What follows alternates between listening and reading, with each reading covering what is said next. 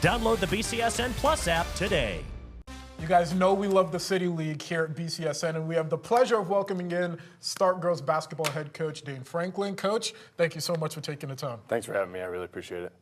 All right, Coach, 11-4 on the season. You had two big wins over Detroit Country Day, and then just this last weekend, Medina at the prestigious Classic in the Country event.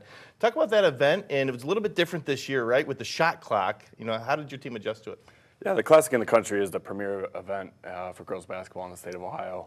Bryce McKee, Drew Flauding, She Hoops Basketball, they do a tremendous job running that event. They've done it for 23 years now, I think. Don't quote me. But, you know, it's just all eyes are on the big stage for the girls. The crowd's electric. The hospitality is king. And it was just awesome. It was an amazing trip for our kids. You know, they really did a great job bonding, and obviously coming away with a win is huge. The biggest adjustment was the shot clock. And, you know, it was something that we had talked about in practice and repped a little bit. You know, 35 seconds is a long time. And Medina had thrown a 3-2 zone, full court 3-2 zone to slow us down. And fortunately, it didn't give us too much issue, a little bit at the start, but they adjusted well. And we only had one possession where we came down to the wire, and luckily junior guard Lorena Dotson got a bucket right at the buzzer. But yeah, it was not an issue for us, so which I was very surprised and very proud of our kids for that. And your team from the start of the year until now, you know, where do you assess their development up to this point? And then what do you want to get better at, you know, towards the end of the year in tournament? Yeah, they've done a great job of coming together. The chemistry is really clicking. The biggest thing is, you know, our kids are really, really close off the court. It's probably the most tight-knit unit I've been around since I've been at Start High School, you know, top to bottom. They really care about each other. They spend a lot of time with each other outside of basketball.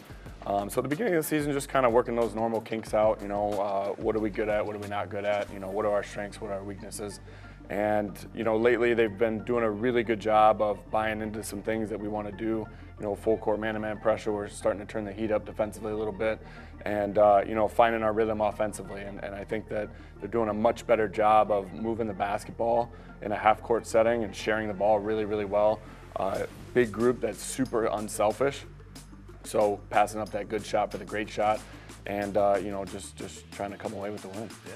Coach, you've been on a hot streak lately, and we always talk about it. You want to play your best basketball around this time of the year. Do you look forward at some of the teams' potentially matchups that you could play right now, or what's your philosophy? Not necessarily with our team. We talk about it as a staff. Okay, as far as, you know, when we look at the tournament and what we're comfortable with doing with the draw and everything like that. But as far as our team goes, they get a scouting report for just about every game. We sit down and go over those in the classroom in our study table, watch the film, turn on the film, go over assignment by assignment. So we really don't look too far ahead at all. You know, we really just stay focused on, you know, who our next opponent is. You know, and as far as your schedule goes, right? So we just talked about the win over Detroit Country Day and Medina at the Classic. And then you got a big one, you know, coming up at the end of the season with Hoban, right? It was a big test. Was that strategically placed at the end of the year before the tournament play, or is that just the way it worked out? So originally when we first were hired at Start, we got in touch with Coach Davis to get them on the schedule, just because you don't really see that full court man-to-man pressure too often around here. And that game got canceled because I believe we came down with COVID, if I'm not mistaken.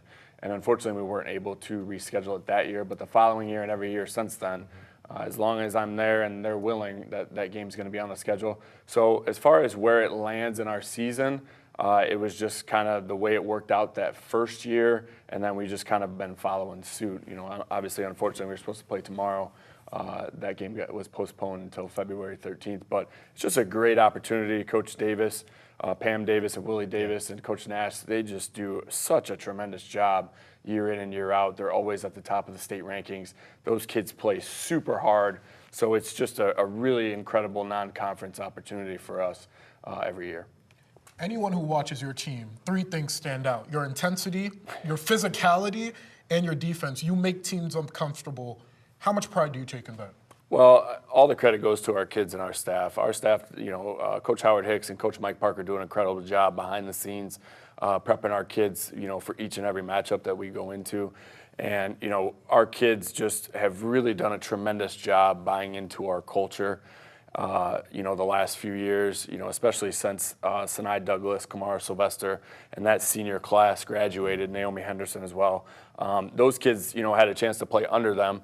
Obviously, their senior year was riddled by injuries, and it really shoved some of those kids into, some big-time minutes early, and they weren't ready for it. And that's really paying dividends now because they understand what the expectation is at practice every day for game day routines and everything like that. So now kids coming in behind them, for example, Honey Harper, last year as a freshman, she's just stepping into the culture that's already set. And, the thing that I'm most proud about our group lately is with new kids that come in, they're really quick to be like, hey, we don't do that here. This is how we do things, when they kind of, push the envelope per se. Welcome back to the desk. On the topic of Northview and Anthony Wayne, your girls played both teams this year, going 1-1. I'm curious what you learned about your team through each matchup. Just looking for some consistency. Obviously, that Anthony Wayne game, they're super talented. Chandler Adams is doing a tremendous job rolling over from the previous regime with Coach Carter and Coach Gast, just picking up right where they left off. So we jumped out to a 7-0 lead. They called timeout, and the Pikes got off after yeah, that. man. The Pikes are got hard, they got going. They got to the rim, and we really struggled guarding the ball one-on-one that day and getting to help.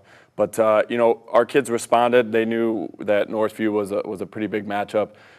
Winning the district title against them last year, we knew that date was circled on their calendar, and they came out and they protected home floor very, very well. Played well. We had 4 kids in double digits. Jade Latson and Alexis Hensley both had double doubles. Ava Petrus and Honey Harper added double digits and came away with the win. Late. I'm every other day. There you go. Yeah. We have a supersized edition of Big Play Breakdown. We're going to begin with Start Girls Basketball. Honey Harper, she's like a silent killer in a way. If I ask her for an interview, she won't give me many words. But then you see her on the court, she absolutely takes over. She played Central Catholic. It was December. Take us through some of her plays. Yeah, so, you said it best. Honey Harper is just so... She stays level-headed throughout the duration of all games. Not too high, not too low, especially for her age as a sophomore. You can see right here in the fourth quarter, just absolutely ice cold at the free throw line when we needed her most. Overtime, up 12.5 seconds to go. She's never fazed by the moment, which is unbelievable for her age. Super proud of her and her progress. She works very closely with her mom, Yvette Mosby, who is a Libby grad, and she's done a great job of developing not only Honey, but Nana Harper, who is also a starter for us in our program. So she is tremendous. Also, just want to point out, last year, Honey played with a broken thumb on her dominant hand. For how long? And half the season. She finished the season and didn't get surgery until summer. Oh, my goodness. Yeah, she's super tough, ice cold, just unbelievable kid. And real quick before we key in on Central Catholic, on the boys' side, how do you see the team gravitate around Honey? I think it's just what she does on the court, right? So, with Honey, the Harper sisters are going to give you everything they got on both ends of the floor when they step foot onto the court. And it really just elevates everyone else around them. And unfortunately, because of her ability level, Honey does not come off the floor very often. Never complains. We still get every ounce, on both ends of the floor. And, that just kind of eases over the expectation of, what we need each and every game with the rest of the kids of, we need max effort 100% all the time, to give us a chance to win because our non-conference schedule is tough. We play some pretty tough teams. So shout out to her and the rest of the team because, we are a better basketball program because of the Harper sisters. Coach Franklin, same thing with you. Start is a historically very good girls program, as you know. They've been down to the state. They got a lot of good players. Do the players come back at all? Do you reach out to them? How does that work? Quite a few of them actually. The Worthy twins, they actually come over and babysit for me quite often. Wow. Babysit my kids. There you go. Still talk to Jennifer Rowe. I actually just flew down over New Year's to go watch Sinai Douglas play at Florida Gulf Coast University. Still talk to Naomi Henderson. So we try to maintain those relationships because at the end of the day, the goal for us at Start High School, the women's basketball program, is hopefully they could take something away from our program to help them later on in life deal with some sort of adversity or anything that they come across. So between Notre Dame Academy, Waite High School on the football side, Whitmer High School, Northview High School back in the day with Coach Merrick Podolsky. You know, the relationships are plentiful and something that I'm extremely grateful for. One of your biggest rivals, Rogers. Before you got there, Rogers ran the rivalry. We know how loaded those teams were, but what does it mean for you to flip the script and really, I mean, I'm not trying to spark anything, but you guys have had some success since you became the head coach. So what has that meant to you to flip the script in that rivalry for start? Well, so I think only people in our program know this. When our athletic director called me and told me that I was blessed enough to get the nod as the head coach, the next day I was at the school at 6 a.m. And the first thing that I purchased, the first thing that I did as a head coach was buy a countdown clock. And it says, beat Rogers. Really? Yes. Oh, and that's been hanging in our locker room. And I did not realize, I'm glad I learned it last year and not off the rip. I did not realize that Start High School had only beat Rogers twice in 10 years before we took over. And I was in 2017 with the Mariah White team. They ended up losing the City League Championship that year. But we are fortunate as of now to be 8-2 against our rival. And really the focus for me personally was, how can we flip that script? How can we, win a City League championship?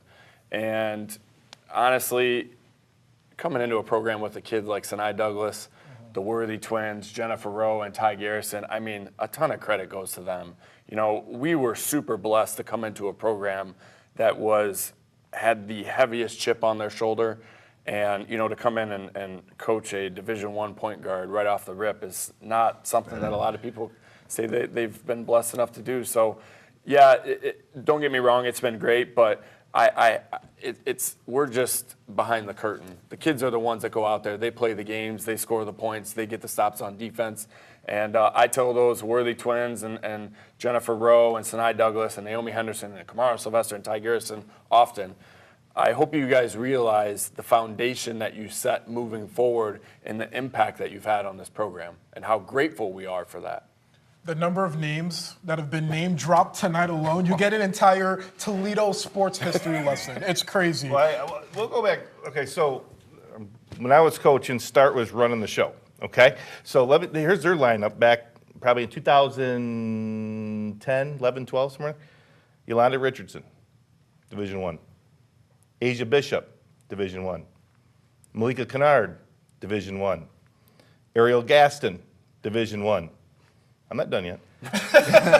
Jamie Jackson, Division I. All right, that was the starting lineup. Good luck, because they were dominant, and then what you're doing now is just continuing that legacy. You're doing a great job. I appreciate it. Yeah, we actually just honored the 2009 team against Detroit Country Day, the 15-year anniversary of their historic state run.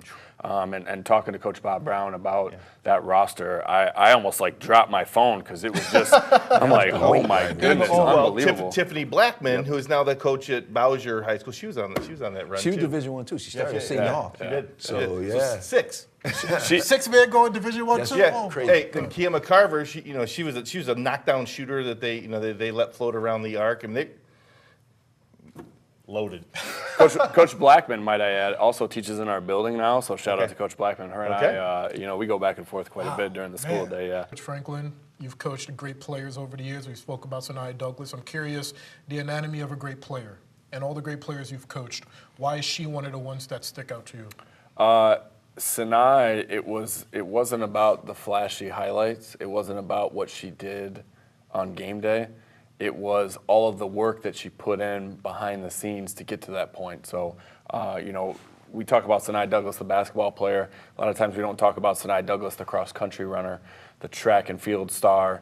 So on an average day, especially in the fall, Sinai would have school. She would go to cross-country. She would come in for our open gym, and then she would go home. She would, shower, rest a little bit, and then she would go with her dad over to the Y to get shots up and train with him. So it's the work ethic behind the scenes and what they do when nobody's watching that really puts a kid like Sinai Douglas and Manny Johnson over the top.